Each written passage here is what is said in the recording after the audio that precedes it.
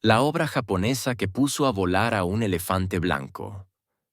Una historia de audacia y crítica.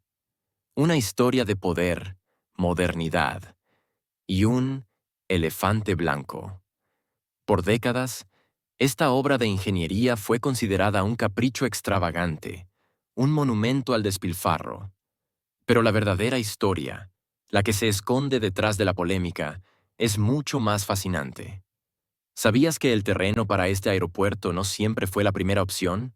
¿O que la empresa que lo construyó fue la misma que erigió la infraestructura que El Salvador utilizó para ser el centro de la atención mundial en la década de los 70? Detrás de su apodo peyorativo se esconde una obra maestra, producto de una visión política atrevida y la precisión de la ingeniería japonesa. Acompáñanos en un viaje a través del tiempo.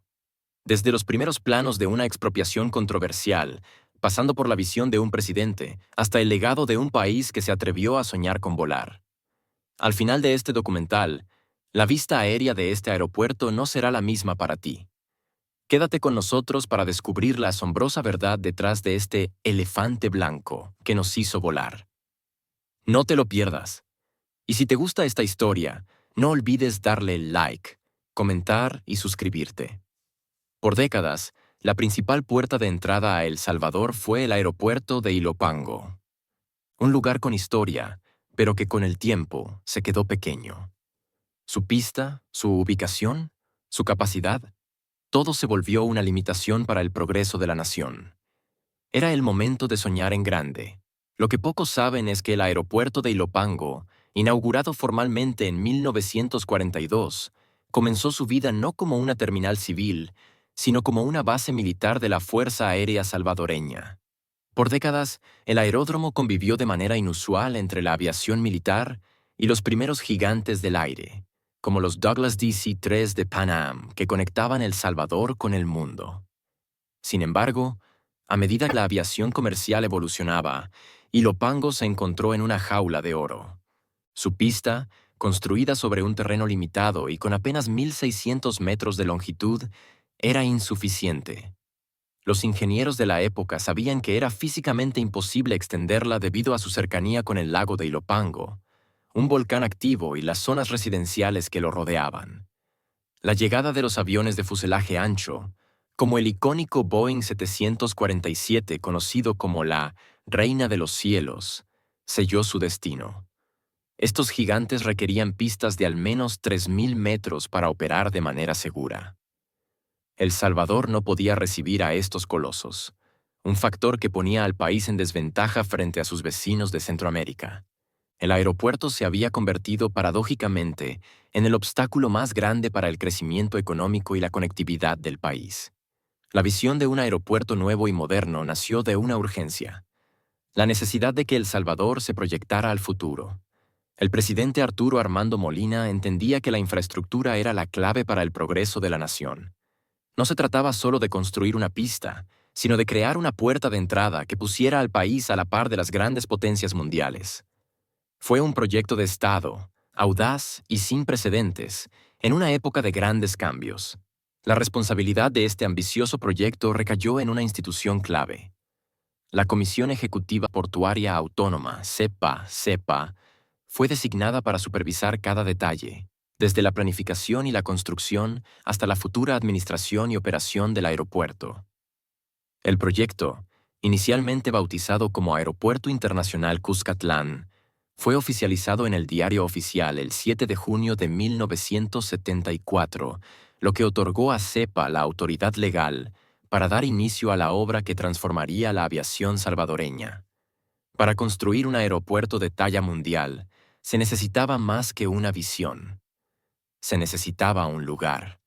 Y el lugar ideal fue la vasta planicie de Comalapa.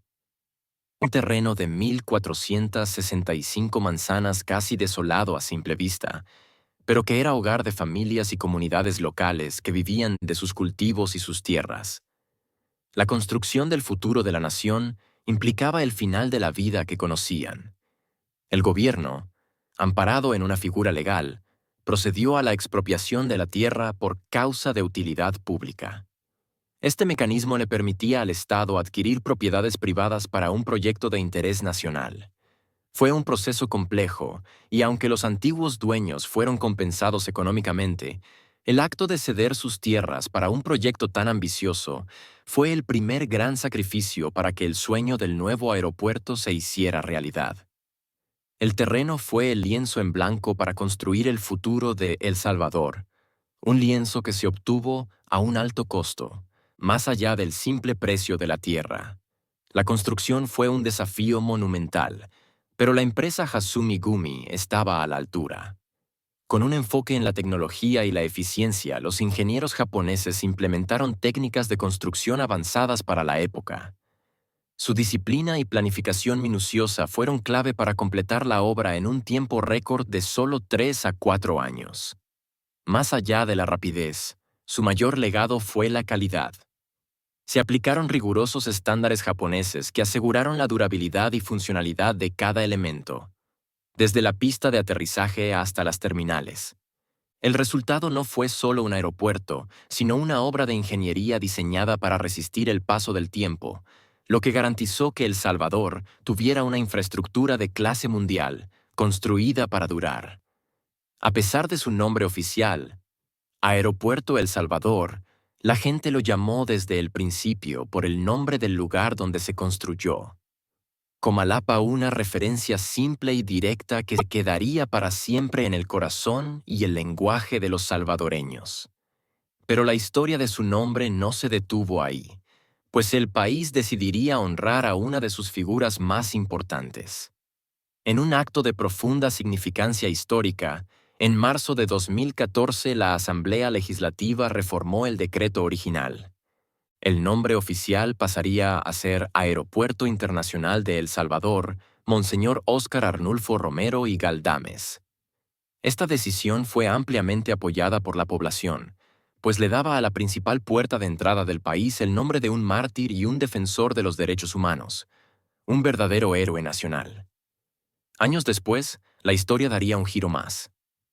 Tras su canonización, el 31 de octubre de 2018 se publicó en el Diario Oficial su denominación oficial y final. Aeropuerto Internacional de El Salvador, San Óscar, Arnulfo Romero y Galdames. Hoy, es conocido por sus 3 nombres: Comalapa, para la gente; San Óscar Arnulfo Romero, para el mundo; y SAL, para la aviación internacional. Pero más allá de su nombre, es un símbolo de cómo la historia, la fe y la identidad de un país pueden convivir en un solo lugar. El aeropuerto de El Salvador ya no es un elefante blanco. Es un motor de desarrollo y un referente en la aviación regional. Hoy, su infraestructura es un testimonio de la visión que lo impulsó. Cuenta con una pista de 3.200 metros, la más larga de Centroamérica, capaz de recibir a los aviones más grandes del mundo, como el Boeing 747.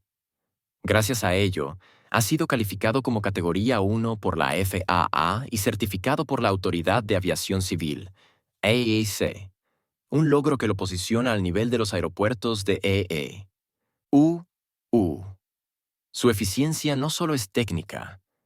En 2020, fue reconocido como el segundo aeropuerto más puntual del mundo en su categoría, un logro que habla de excelencia en sus operaciones. Con 14 aerolíneas operando y conectando a El Salvador con América del Norte, del Sur y Europa, se ha consolidado como el tercer aeropuerto más transitado de Centroamérica.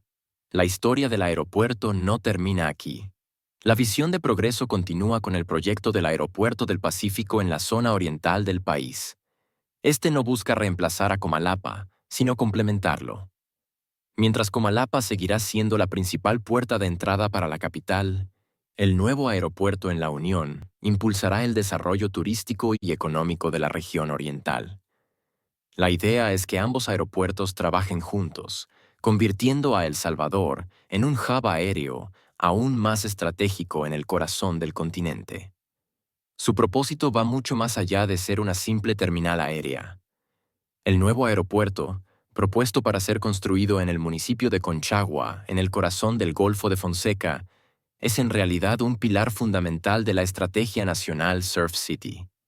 Su objetivo es impulsar el turismo en la zona oriental y las playas del occidente del país. Se diseñará para recibir vuelos charter y comerciales de aerolíneas que busquen conectar directamente a los turistas con la costa salvadoreña, sin pasar por el congestionado aeropuerto de Comalapa. La idea es que El Salvador opere con un modelo de 2 aeropuertos complementarios.